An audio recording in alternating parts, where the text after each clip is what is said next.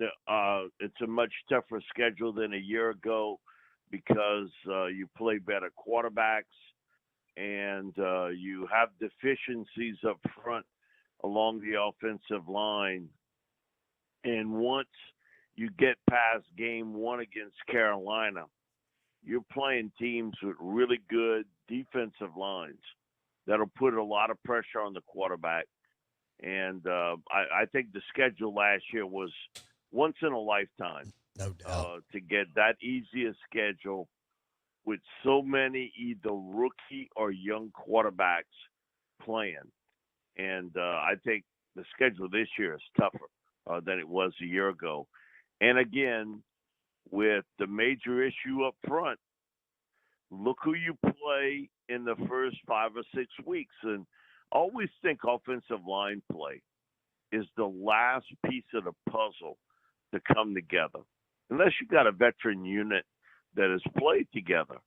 And once you get past Carolina, you're up against the Cowboys, the Eagles, the Chiefs, and that's pretty tough early in the season when there's a lot of jumbling up front.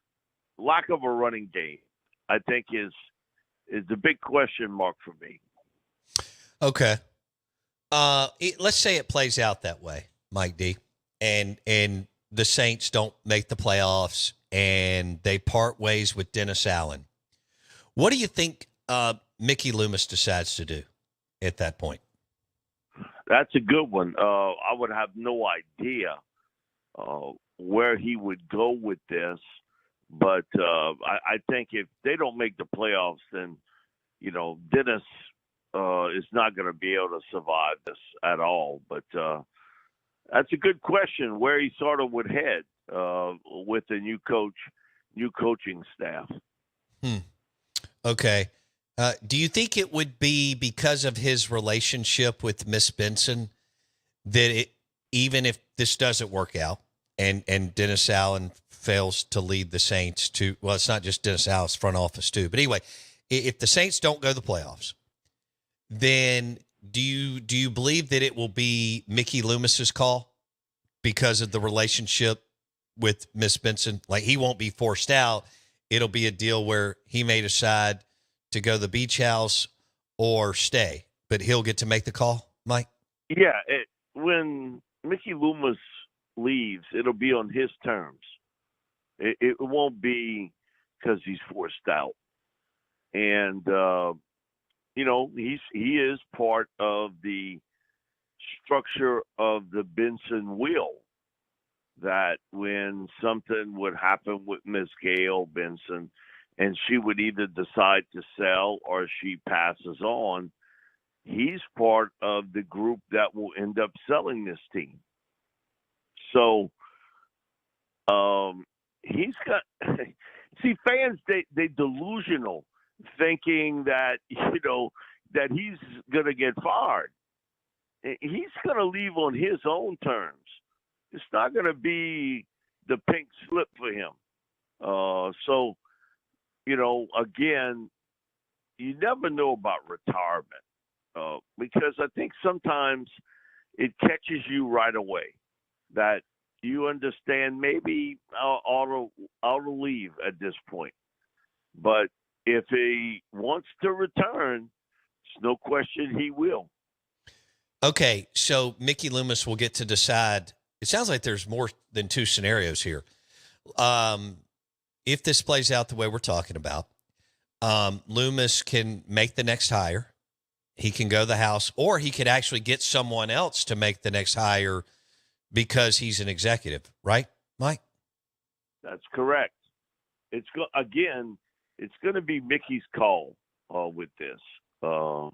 Just because of the way the structure is, Gil Benson trusts him immensely, and it won't be a whole house cleaning, so to speak.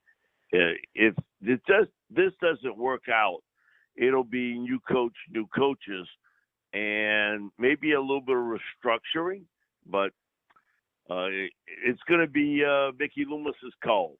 Okay. At the end. Mike Detillier on the Farm Bureau Insurance guest line. If you're just now joining us, Mike D does not believe the Saints will make the playoffs. He doesn't believe they'll win the NFC South or get a wild card berth. So, do you? Loomis has done a remarkable job, Mike D, for the most part, right? And do you believe now today, as things start to set in, that Loomis regrets picking Dennis Allen to be Sean Payton's successor? In his mind, no. I think he felt he wanted a smooth transition from Sean Payton to Dennis Allen, a guy that he had been on the staff. They knew very well. The owner knew the family extremely well. So he went through a long process with this now. And that was the surprising part after Sean left. If you'd asked me that afternoon, I'd have said immediately they're going to hire Dennis Allen. He interviewed quite a few people before he selected Dennis. And so I think that in his own mind, he really believed he wanted, the smooth transition over to Dennis, who knew kind of the chain of command, how things worked with this team. So I think, in Mickey Loomis's mind, I think he believes he made the right move to hire Dennis Allen. Wow. I have no doubt of that. He believes that.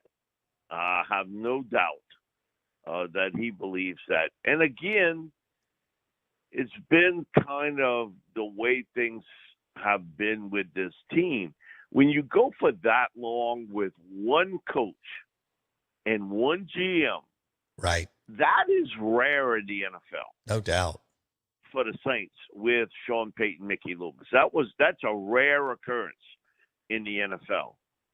And I think he just felt as though I feel more comfortable with Dennis Allen as coach, and the fact, despite him not being successful in Oakland, that he had some experience as a head coach in the NFL. But, man, you never want to follow the guy. No. You find out real quick. Expectations were really high that, this could continue to move. But, man, Sean, people don't realize just how good of a head coach he was here and what he did for this franchise. Finding it out now, same way, listen, doing talk show in New Orleans, we got it 5 or 6 years straight that they got to replace Drew Brees. He's not very good. We want a running quarterback. Running quarterbacks don't last in this league. You might have a more mobile quarterback. Now, the same people that complain to you about Drew, now they call back and tell you, man, I sure wish Drew Brees was back in quarterback for the Saints. Okay. That's just the way sports talk is. It sort of runs the gambit. But I think when this franchise looks back, not having the successor for Drew, I think was the big mistake not made organizational-wise. Wow. They really didn't. They really didn't have the guy. Okay. They could kind of be in the abyss they could kind of be in no man because of Loomis's success. He was even there before Sean, as you well know. Yes, he was. Mike D. And so he's made it through like multiple presidents, if you will. It's just, this is rare. And now that he's in the trust and in the will and so close to Miss Benson and all this, and that's great. And it, so much of it is deserved, but I don't know if you have the edge every morning, knowing that, Miss Benson's not going to fire me and I'm kind of in this deal. They had the edge in 07, 8, 9, 10, 11, he and Sean. You see where I'm going there, Mike D? Well, they had the edge because Sean gave them the edge. Right. Nothing He was a tiger. Nothing was good enough for Sean. I think that measure on this team left the building when he left. Sean pushed this team really hard in a lot of ways that maybe even fans, media didn't see. But he had a hard edge to him about wanting things a certain way. There was a lot of good with that. Now, there was some negative with that, too, because he wanted to run everything. You know, it's almost like watching, and at the end of a TV show, you see that executive producer, Sean Payton, director, photography, video, Sean Payton. I mean, he really did. He sort of wanted to take control of everything. And again, there is some good to being this hard edge, push you type individual. That part of the Saints, I don't see there anymore. Right. It's sort of like the boat that the rudder's been damaged and you really not sure kind of where they're heading at this point. You see signs that sometimes it's straight and other times it drifts quite a bit. But, for this football team, I think bottom line is anybody who has watched them or paid close attention, their defense is going to be very good this year. And so will their special teams. The big question mark is how good their offense is going to be. And offensive line play is very questionable. I don't know about the running game at all. You have a quarterback that has had a long history of being basically sort of a stock market quarterback, ups and downs all across the board. And you don't have what I would call a big man receiver. Chris Olave, Rashid Shaheed are two guys who are more on the slender side, more of the speed, quickness receivers than that big physical receiver that can move the chains. So all those questions are all on offense. And that's why I think Atlanta and Tampa, who I don't think is getting a lot of credit, but they could be the team that steals the division away for the fourth time. I think it'll come down to the end between Atlanta and Tampa. I like where you went right there with the bigger receiver. I think it's pretty much a must now in the NFL. It's one thing that concerns me. Not that he's even practicing with Dallas and CeeDee Lamb. I love CeeDee, super talented, but it's always good to pair that type guy. And you mentioned Olave with a bigger dude, too. Not everybody's going to get an AJ Brown, but you know what I mean there, especially in the red zone.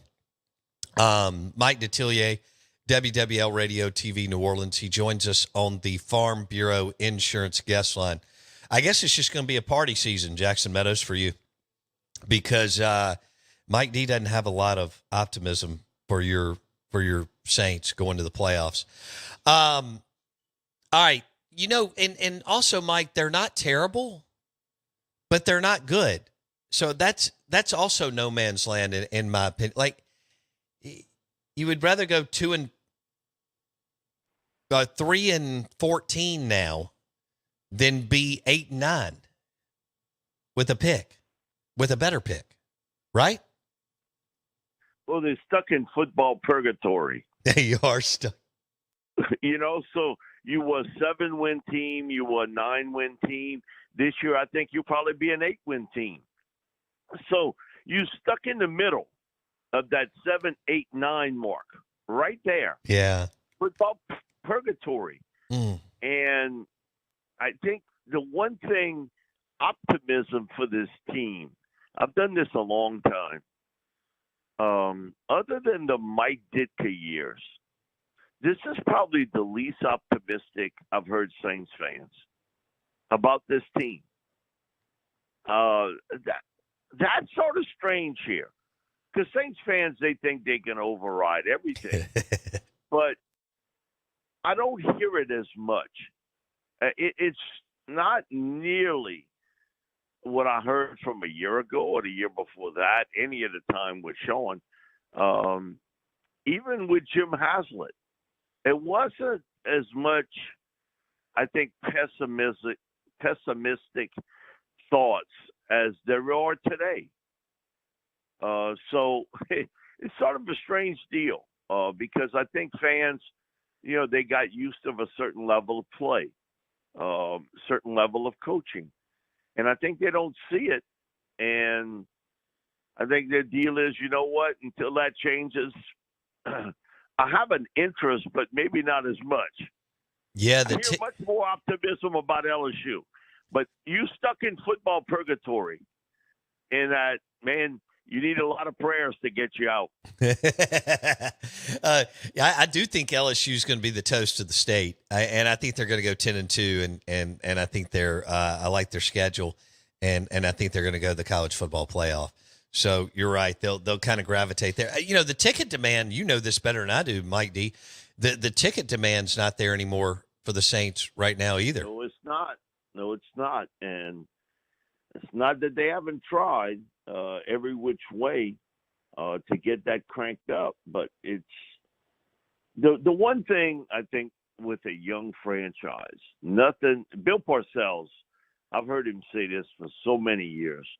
Nothing puts the jumper cables on a football team more than a talented young quarterback.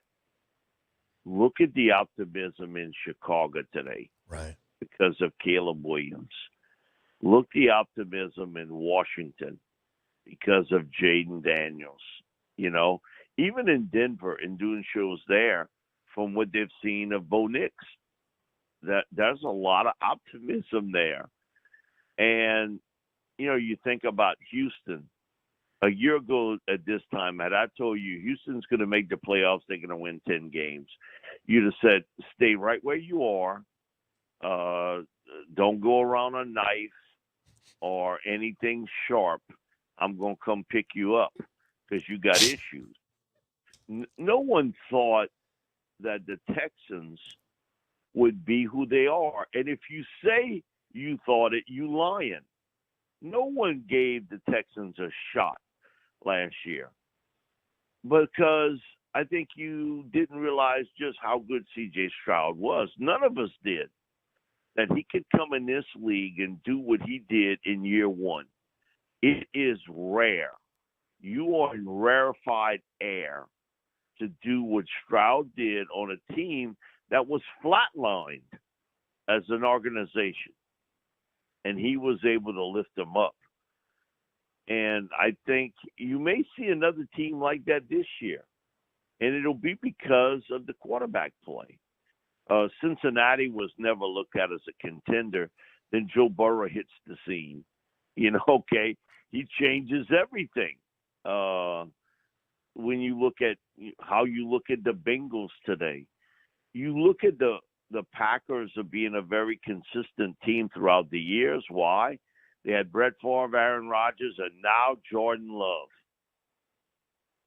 Yeah. In the history of the NFL, I don't know of another team that I can tell you had that type of ride at quarterback. No. To think you had the successor to Favre on the team. You had the successor to Aaron Rodgers on the team. Now, you didn't know that a year ago how good Jordan Love would be. And you saw it late last year, just how talented he really is.